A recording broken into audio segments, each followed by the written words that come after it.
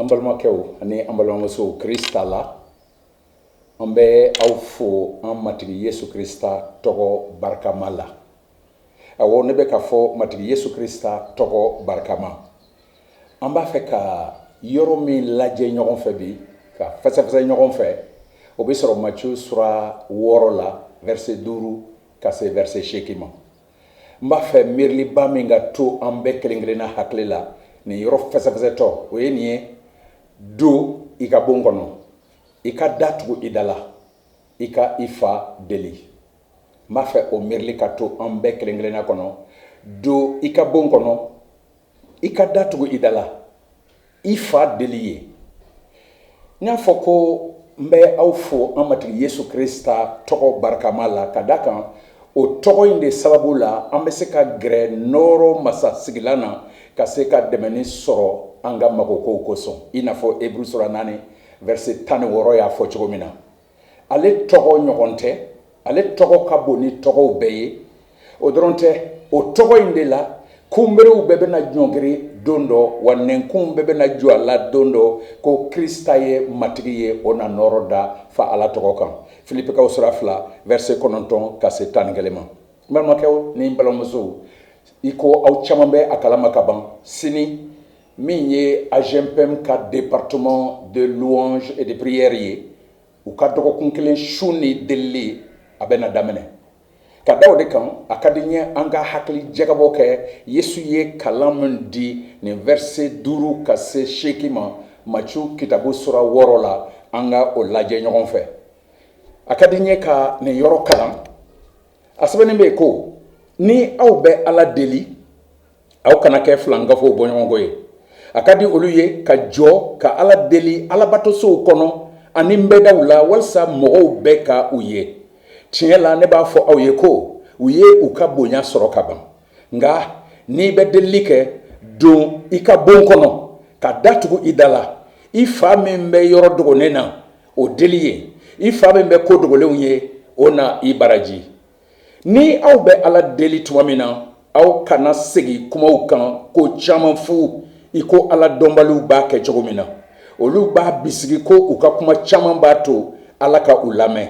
aw kana ke olu boyongo ye katuguni aw fa be aw mago fon bedon sani aw ka udeli afe abarka ala ye aka kuma koso nya fongo mbafe anga hakli jagabo kuma semingam kabo Matthieu sura woro verset 12 ka se shekina ma oyeni do ikabon kono datugo idala kuma ifafe nya fo deli ni shun o latigale do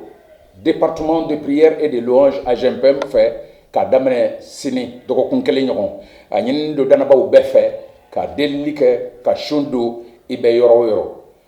anga famu ko faminye ala deli joro batumbe ola yautu ka dine batolila deli tunye fembaye ala an yɛrɛ b'a ye ala ka kuma kɔnɔ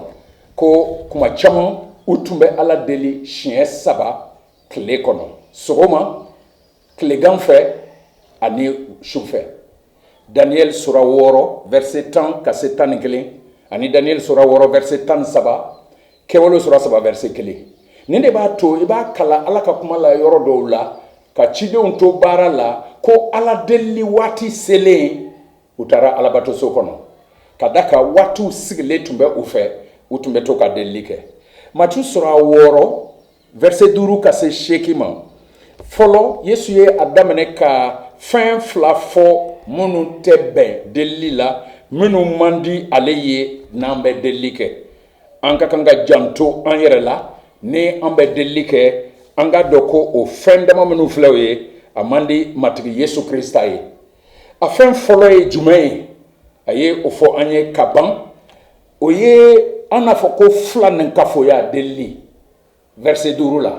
o filanin kafoya deli tɛ dɔwɛrɛ ye ka deli kɛ walasa i ka ye ka deli kɛ walasa i ka mɔgɔw ka tanuli sɔrɔ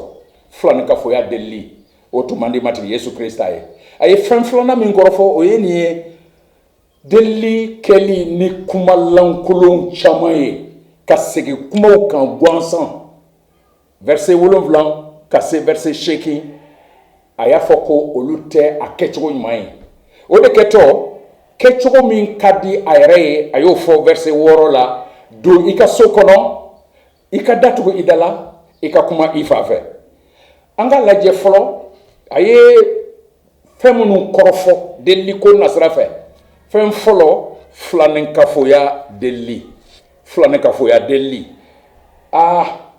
ma dɔn ko ni an b'a fɔ ko filanenkafoya delili kuma dɔw la a bɛ bala an dɔw la k'a ye ko o tuma delili ɲuman ni delili jugu bɛ yen wa fo k'a fɔ ko filanenkafoya delili an matigi Yesu Krista ko ten verset 5 la ko an kana delili kɛ i n'a fɔ filanenkafow b'a kɛ cogo min na a ko cogo di kuma caman a ka d'u ye olu ye ka wuli ka jɔ ka ala delili kɛ alabatosow kɔnɔ wala n bɛ daw la sirakɛrɛw fɛ k'u ka delili kɛ walisa mɔgɔw ka u ye o ye filanenkafoya ye o ye delili ye an bɛ min ɲɔgɔn sɔrɔ i n'a fɔ caman bɛ yen egilizi kɔnɔ u b'a jati ko a ka di olu ye mɔgɔw k'a fɔ karisa ye delilikɛlaba ye karisa wa ale bɛ delili kɛ kosɛbɛ kuma dɔw la danabaa bɛ se ka bin o jan na ka kɛ mɔgɔ ye min ka delili kun tɛ u ka jaabi dɛ ala fɛ nka ka delili kɛ walisa mɔgɔw ka u ye mɔgɔw ka u tanu a fɔra ko ni a bɛ o cogo la i ka tanuli sɔrɔ ka ban ne balimakɛ ani ne balimamuso yala kuma dɔw la e tɛ bin nin jan na a ka di ye ni delili bɛ kɛ e de ka wuli ka jɔ ka delili kɛ fo jama k'a fɔ tiɲɛna karisa bɛ se delili la yala kuma dɔw la yɛrɛ a tɛ jigin e kɔnɔ ka delili kɛ walisa bɛɛ k'a fɔ nin ye delilikɛla cɛba ye nin ye delilikɛla musoba ye kuma dɔw la o ka di dɔw ye nka n'i b'o kɛ i y'i ka sara sɔrɔ ka ban i bɛ ka bonya min ɲini mɔgɔw fɛ siga t'a la mɔgɔw bɛ na e bonya nka i tɛna fɛn sɔrɔ ka bɔ fa ala fɛ o la Yesu ye o wele ko filanenkafow ka delili a ye fɛn filanan min kɔrɔfɔ an n'a fɔ ko ka segin kuma fu fa fu kan gansan ka segin kuma caman ka delili kɔnɔna na o de la verset 7 ka se verset 8 ma a ko ni aw bɛ ala deli tuma min na aw kana segin kumaw kan ko caman fu i ko ala dɔnbaliw b'a kɛ cogo min na olu b'a bisigi ko u ka kuma caman b'a to ala ka u lamɛn aw kana kɛ olu bɔɲɔgɔnkow ye ka tuguni aw fa bɛ aw magofɛnw bɛɛ dɔn sani aw ka u deli a fɛ o la an k'an janto an yɛrɛ la nin delili sifa an bɛ nin sɔrɔ bali ka kiraw fɛ masakɛw fɔlɔ sura 18 verset 26 ka se 29 i b'a ye ko u ye tile bɛɛ kɛ bali an jaabi o bɛɛ n'a ta balimaw jaabi u tun bɛ pɛrɛn kuma dɔw la k'u kan kɔrɔta u hakili la ko n'u bɛ pɛrɛn kosɛbɛ bali na kunu o de y'a to Eli bɛ yɛlɛ bɔ u ma k'a fɔ aw tɛ pɛrɛn kosɛbɛ ka da a bɛ se ka kɛ ko aw ka boli aw ka ala aw ka bali nin i b'a sɔrɔ a bɛ sunɔgɔ de la o la u bɛ pɛrɛn kosɛbɛ kuma dɔw la yɛrɛ u b'u farikolo ci ni ban ye ka tigɛdaw kɛ u yɛrɛ la o bɛɛ la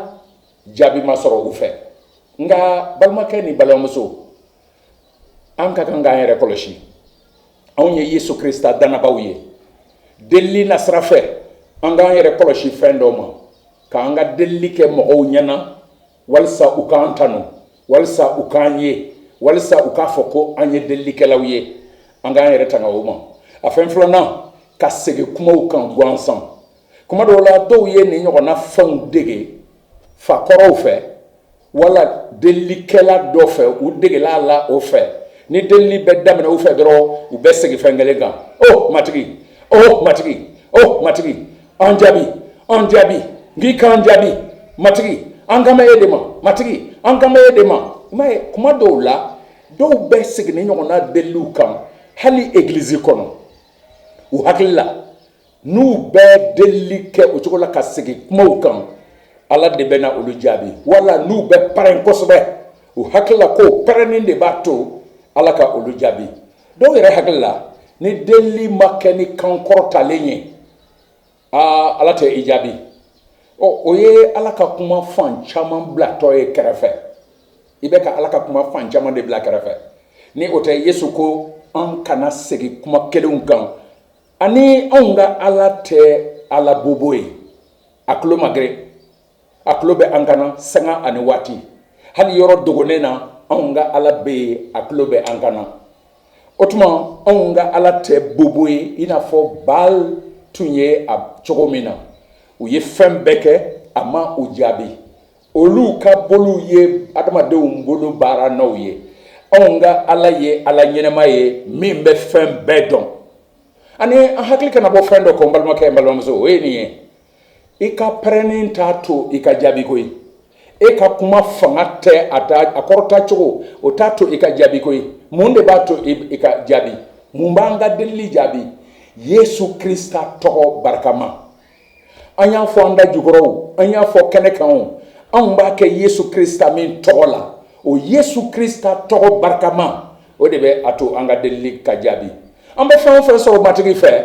an b'a sɔrɔ matigi fɛ an matigi Yesu Krista tɔgɔ barika de la ale barika de la ale sababu de la ale tɔgɔ la an ka deliliw bɛ jaabi an kana ɲinɛ o kɔ fɛn bɛɛ a bɛ sɔrɔ matigi Yesu Krista la a bɛ sɔrɔ matigi Yesu Krista sababu la a bɛ sɔrɔ walasa ka nɔrɔ da matigi tɔgɔ kan o la ne ka kuma caya wala ne ka kuma pɛrɛn-pɛrɛnnu o tɛ delili jaabi koyi a bɛ kɛ matigi Yesu Krista min tɔgɔ la o de b'a to an bɛ jaabi matigi Yesu Krista ye an hakili sigi a ye mun de fɔ ni an bɛ Yohana surata 4 verset 13 kalan ni aw ye fɛn o fɛn deli ne fa fɛ ne tɔgɔ la ne bɛna o kɛ walasa nɔrɔ ka da fa ala kan denkɛ sababu la o la Yohana surata 4 verset 13 Yesu Krista tɔgɔ la wa Yesu taara ɲɛ Yohana surata 6 verset 23 Yohana surata 5 verset 16 aw mana min deli ne fa fɛ ne tɔgɔ la fa bɛ o kɛ ka nɔrɔ da a tɔgɔ kan o la Yesu tɔgɔ de don Yesu tɔgɔ barikama ne ka pɛrɛn-pɛrɛnni tɛ ne kɛcogo ka kumaw segin kɛ u kan o tɛ ka da kan ne mago tɛ ka o kɛ n'an b'a dɔn ko anw ka ala ye ala ɲɛnɛma ye n'an b'a dɔn ko anw ka ala bɛ fɛn bɛɛ dɔn ni an b'a dɔn k'ale b'an makoɲɛ ko dɔ diya ni an k'a ɲini a fɛ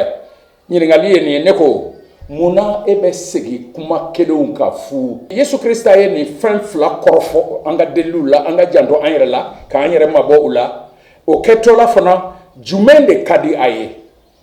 ye jumɛn de fɔ yan ka sinsin o ka kosɛbɛ an bɛ o sɔrɔ verset 6 kɔnɔna na Matthieu sura 6 verset 6 a ye mun de fɔ ni aw bɛ ala deli aw kana kɛ filankafow bɔɲɔgɔnko ye a ka di olu ye ka jɔ ka ala deli batosow kɔnɔ ani bɛ da u la walisa mɔgɔw bɛ ka u ye tiɲɛ la ne b'a fɔ aw ye ko u ye u ka bonya sɔrɔ ka ban verset 6 nka n'i bɛ delili kɛ don i ka bon kɔnɔ ka datugu i da la i fa min bɛ yɔrɔ dogolen na o deli ye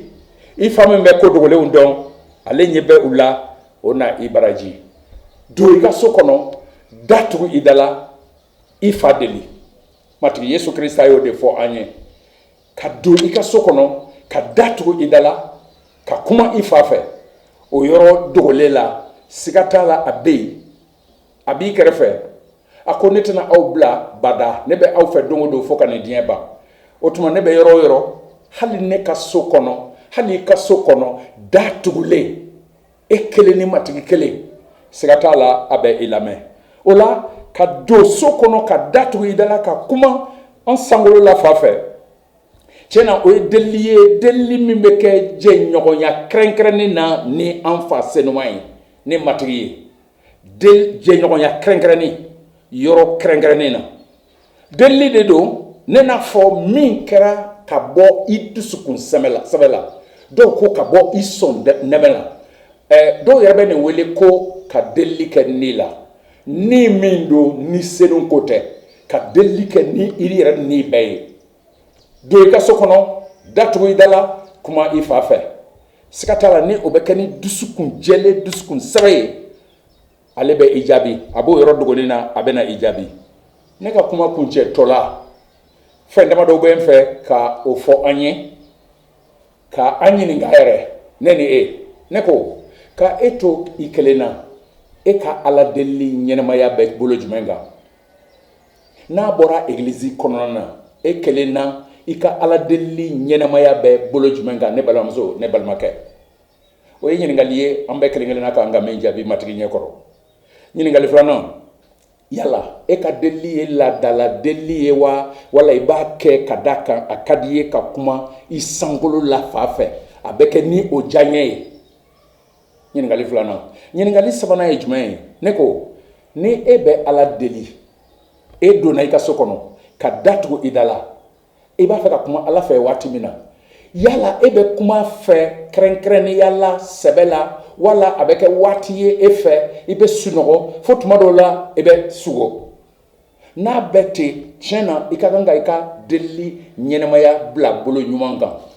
don i ka so kɔnɔ datugu i da la kuma i fa ala fɛ ni dusukun sɛbɛ ni dusukun jɛlen, siga t'a la ale bɛ i jaabi. n balimamuso, n balimakɛ, ala ka duba an bɛɛ kelen-kelenna ye ka jagɛlɛya di an ma, ka an dusu kalaya delili nɔfɛ. jango kelen na delili, mɔgɔ caman de bɛ yen tiɲɛ na kelen na delili kɛra gɛlɛyaba ye olu bolo. dɔw n'a fɔ k'u barika dɛsɛyɔrɔ don, dɔw ko k'olu ka kɔrɔbɔli de don. nka tiɲɛ na yesu bɛ min fɔ, don i ka so kɔnɔ datugu i da la kuma i fa fɛ, ale min bɛ yɔrɔ dogolen la siga t'a la a bɛ e jaabi. ala ka duba an ye.